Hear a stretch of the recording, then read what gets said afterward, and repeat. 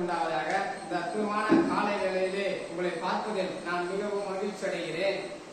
கர்த்தருடைய வார்த்தையை கேட்க போகிறோம். இந்த வார்த்தை மிக அவசியமாக இருக்கிறது என்பதை சொல்லுகிறேன். இந்த வார்த்தையை நாம் கேட்கும் பொழுதோ இதுல ஆசீர்வாதம் இருக்கிறது என்பதை சொல்லுகிறேன். ஏசாயாவின் புஸ்தகம் 55ஆம் அதிகாரம் 1வது வசனம் சொல்லுகிறது, ஓ தாகமா இருக்கிறீர்களே, நீங்கள் எல்லாரும் தண்ணீர் அண்டையிலே வாருங்கள், பணம் இல்லாதவர்களே நீங்கள் வந்து வாங்கி சாப்பிடுங்கள் என்பதை வசனம் சொல்லுகிறது. அப்போ பணம் இல்லாதவர்களை குறித்து சொல்லுகிறதுக்கு என்னவென்றால், பணம் இல்லாதவர்களை பார்த்து கர்த்தர் சொல்றாரு. என்ன சொல்றாருன்னு கேட்டீங்கன்னா, பணம் இல்லாதவர்களே வந்து வாங்கி சாப்பிடுங்கள். பணம் இருந்தா தான் பாருங்க ஒரு கடையில போய் கூட ஒரு பொருள் வாங்க முடியும். பணம் இல்லைன்னா நம்ம என்ன பண்ண முடியாது, எதுவுமே வாங்க முடியாது. அப்ப பணம் கேட்கிறது நாம் யாரிடத்தில் கேட்க வேண்டும் என்றால் தேவனிடத்தில் கேட்கிறவர்களாய் இருக்க வேண்டும் என்பதை வசனம் சொல்லுகிறது. அப்ப நாம் தேவனிடத்தில் கேட்கும் பொழுது பணத்தை அவர் கொடுக்கிறவரா இருக்கிறார் என்பதை சொல்லுகிறேன். எத்தனை பேர் தேவனிடத்தில் கேட்க போறீங்க? வந்து வாங்கி சாப்பிடுங்கள் என்பதை சொல்லுகிறார். பணம் இருந்தா தான் பாருங்க ஒரு கடையில ஒரு பொருள் வாங்க முடியும்.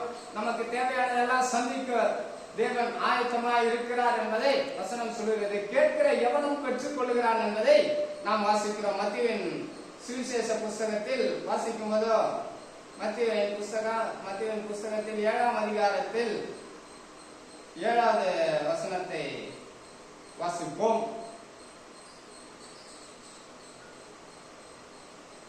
மத்தேயுவின் சுவிசேஷ புஸ்தகம் 7ஆம் அதிகாரம்